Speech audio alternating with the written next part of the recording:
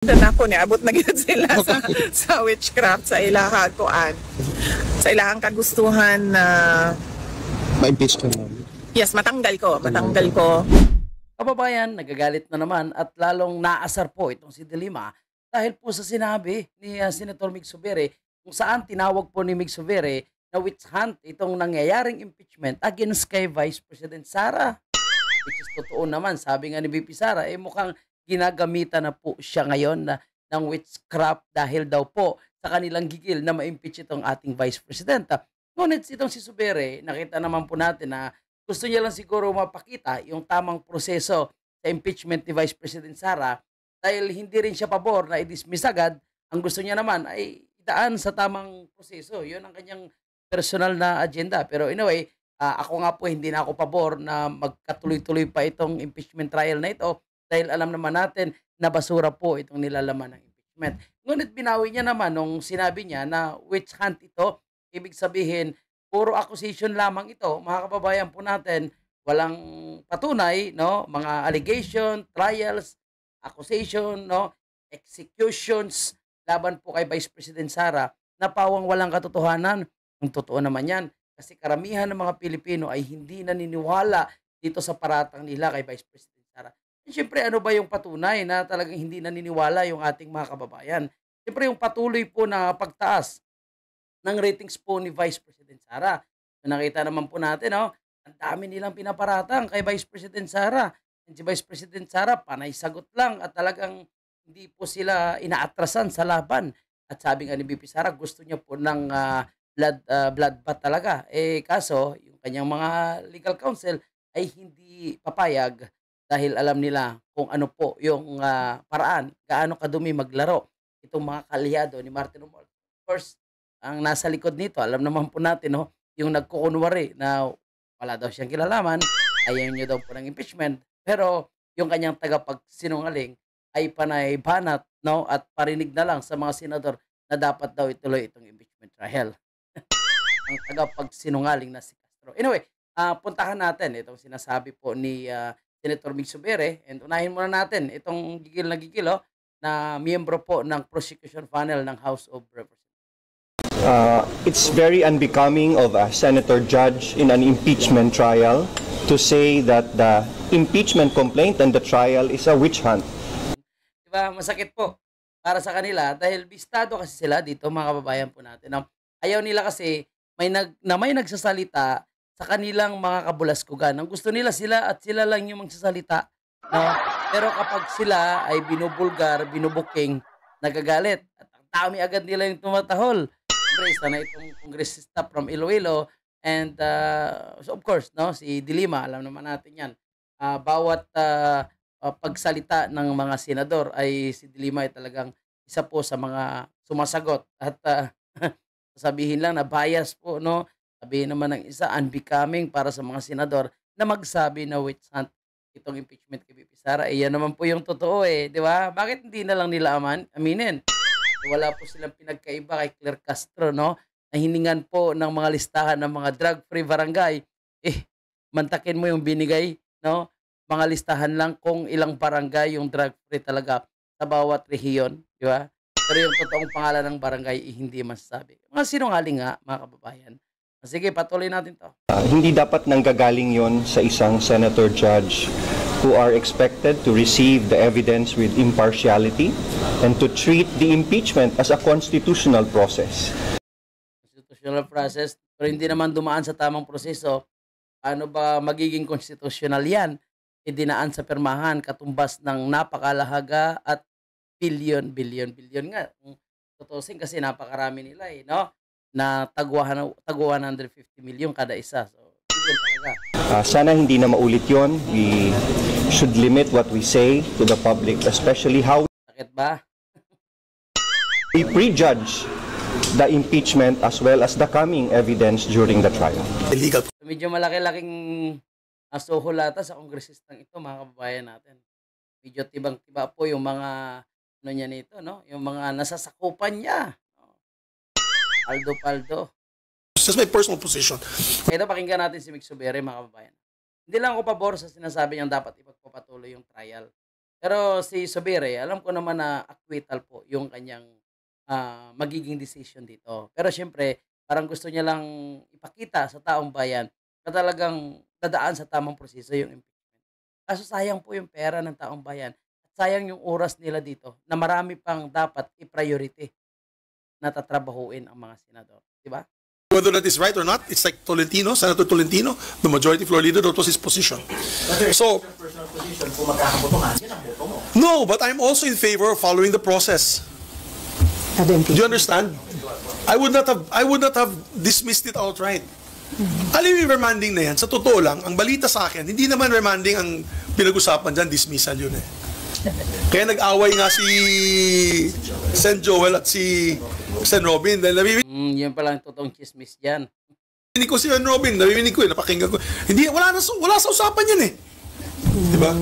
So, wala sa usapan. So, ibig sabihin, siguro may pinag-usapan sila. Alam nyo naman, ako, tsaka si Senator Lawrence, tsaka si Senator Binay, kami po ay grupong slap soil. Ano yung slap soil? Diba? Hampas lupa. At pagkatapos ng naging na kami, dead hungry. Diba? Patay gutom. Kaya, out of the loop kami. So, dapat nagtagis-gisa doon. So, actually si Zubiri po, masama yung loob niya yan sa ilang mga senador. Particularly po kay Escudero. Kasi nga, traidor din eh. Tinaidor din po siya eh. No, nagulat siya na papalitan na pala siya ng biglaan. Tapos ang inakala niyang hindi pipirma, no, ay pumirma. So, kasama yung mga kalyado ng mga Duterte. well, I don't know. That was the chismis. Then, of course, and that's why there was a tension there because the group of Senator Bato really was pushing for dismissal. Now, if you ask me, as I mentioned earlier, as a member of then the Spice Boys in the 11th Congress, we were the ones who gathered the signatures of the impeachment of then President Estrada. We gave it then to, we were able to convince then Speaker of the House, Manuel Villar, to read it during the prayer. Kasi alam namin, magkakagulo because they still had the majority of members that were against the impeachment of the former president. So nangyari dun, bakbakan, di ba, dinala sa Senado. What did the Senate do? The Senate could have dismissed it at that time and say that was not the proper procedure because there was no motion made on the floor. You read it as a prayer. But did the Senate dismiss it? No, they did not. They heard it. My point is, it's not about my personal opinion if she is guilty or not, the Vice President. Kasi ako, alam mo naman, taga Mindanao ako. Yung tatay ko hindi pumirma sa impeachment as former congressman. And we became heroes for it in Bukidnon. Talagang sa Bukidnon, 99% ng tao dun pro-Sara. Grabe, no? 99% po sa Bukidnon talaga is pro-Sara. Nakita naman po natin sa mga rally na nangyayari. And ngayon, no, kahit pasabihin niya na gusto niya ituloy yung proseso, pero sinabi niya 99% ng mga tao sa Bukidnon is pro-Sara. Alam na natin kung ano yung kanyang magiging decision dyan. Kaya galit na galit po itong si Dilima, galit na galit yung mga miyembro ng prosecution panel, no, dahil po sa sinabi ni Zubiri. And naging prangka lang po siya, mga kababayan po natin. Wala silang magawa, karapatan niya ito eh. Kumbaga, ano niya ito, sariling press con niya ito eh. Gumawa din sila ng press con. At gumawa din sila ng mga bias allegation nila. Eh, sa totoo lang, no? Pag magsalita yung mga senador, sabihin nila bias. Sila nga po siya, halos araw-araw, kung Sabado-Linggo, pwede nga nilang gawing press con nila eh, para lang siraan at idiin nila si BP Sara sa kanilang mga allegation. Pero never po sila na kini-question, sinisita ng mga senador, yung prosecution panel na yan. Pero pag senador na yung magsalita, kampo na ni BP Sara, sabihin nila, no, na sinungaling, sabihin nila na ito po ay bias, kasi hindi pabor sa kanila. Walang pinagkaiba yan kay Risa Hontivirus o Risa Tanas. So ang punto ko it's not about my personal anymore. It's not about my personal opinion or my personal vote on the matter or my personal feeling, no, if she's guilty or not. It is the procedure that must be followed. There is precedence. We've had in this Constitution, if I'm not mistaken, since 1987, only two successful impeachments. The third kasi, nag-resign siya. Nag-resign si Merceditas Gutierrez. On these two, it was acted upon by the Senate. So, I'm sorry, no, wala naman nakalagay sa Constitution, nakalagay din forthwith, di ba? Hindi naman nakalagay doon forthwith unless dismissed by the Senate before actual trial. Ito lang actually hindi natin magustuhan dito sa sinasabi ni Zubiri. Pero anyway, sariling niya yan, sariling opinion niya po yan, mga kababayan po natin. And dito sa sinasabi niya, mga kababayan po natin, no, tinawag niya nga na witch hunt itong impeachment against kay Vice President Sara. And pakinggan naman natin, mga kababayan, itong sinabi po ni Vice President dito sa sinabi ni Mig Zubiri na witch hunt itong impeachment trial against kay Vice President. Yung impeachment complaint against you is a witch hunt pala. Witch hunt. Witchcraft? Witch hunt. Hindi siya witchcraft. Parang witchcraft na nga rin yan eh. Tunay pabarang ata na mga kongresista si VP Sara eh. Mo ginatinuod yun na kay ginabarang na yun ko, ma'am. No? Because you're a diamond, ma'am, it's just nag-bounce back lang sa ilaha, ma'am. Correct. Dili po nalayo ng witchcraft na ba? Kay duda na ako abot na gid sila sa witchcraft sa ilahang kuan. Sa ilahang kagustuhan na Ma-impeach ka, ma'am. yes, matanggal ko sa pwesto at I'll be out of their way. Wala po ang witch hunt, well, obvious naman na, no? Makita ninyo dito. Unang-una, makikita ninyo nung budget hearing last year, no? Na ang lahat ng tanong nila ay tungkol confidential funds lang. Meron lang silang inutusan na magtanong konti about sa budget proposal ng OVP na wala namang confidential funds, pero lahat ng tanong nakikita nyo, nagbabasa sila ng script at lahat yon confidential funds.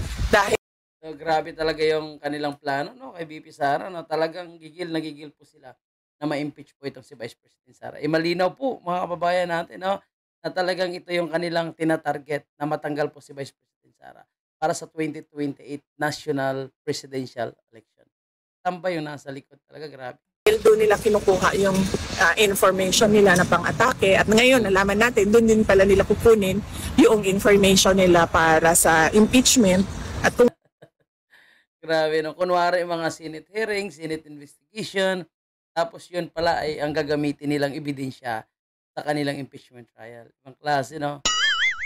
At kung maalala ninyo, ang presiding member ng House noon ay si Congresswoman Stella Kimbo. At sinabi niya Si Kimbo. Maraming nakatago yun, mga kababayan natin. talaga on record na let's stick to our plan. So until now po, sa totoo lang mga kababayan po natin, stick to the plan pa rin talaga sila. Impeach Vice President Sara. Klaro yun. Ang sunod doon, kung nakikita ninyo ay yung pagkuha nila sa confidential records, no, sa Commission on Audit. Ang ginamit nila is order galing sa House of Representatives para kunin yung mga documents doon sa loob ng Commission on Audit. At nabukas pa sila ng hearing na para mabigyan ng semblance ko ng legitimacy yung ginawa nilang illegal na pagkuha ng mga documents sa Commission on Audit. At nakita ninyo, nung wala na silang maitanong, dahil wala ka namang makikitang pagkakamali sa mga ginawa, ay lumipat na sila doon sa impeachment puno. At nakita ninyo, doon sa impeachment puno nila, nakaapat sila na articles of impeachment dahil hindi nila talaga magawang mabuo ng isang complaint na makatotohanan at meron talagang mga credible na evidence. So, hindi na yan siya lingid sa kaalaman ng karamihan ng ating mga kababayan. Kita nila kung ano nangyari. Ma'am, una different. Yung action po na gobyerno ng Pilipinas ang gagastos para sa So, narinig na po natin kay VP Sara lahat. Kinento niya na kung paano po nila nabuo itong impeachment complaint against kay Vice President Sara. Pero alam naman natin, no, na hindi talaga sila magtatagumpay at nakita naman po natin, no, kung sila po ay nagpa-panic mode na, masyadong gigil na ma-impeach itong si VP Sara, yung ating Vice President Sara ay tahimik lang, no, at tuloy lang po yung kanilang pag-aaral kung paano nila depensahan itong impeachment laban po sa kanya. And hopefully, itong sinasabi po ni Mig Suvere na witch hunt, no, ay pakinggan po ng ating mga kababayan at wag na sila magpanipaniwala doon sa mga sinasabi nito mga kongresista. Yung nakaka-bad trip kasi, nakikialam po talaga itong simbahang, mga demonyong simbahang Katoliko dito po sa impeachment against kay Vice President Sara. Eh, ang tanong, magkano kaya ang ibinigay na donation sa kanila para magingay at manggigil na ma-impeach itong si Vice President. So, yan na po muna yung ating update, mga kababayan. Maraming salamat po.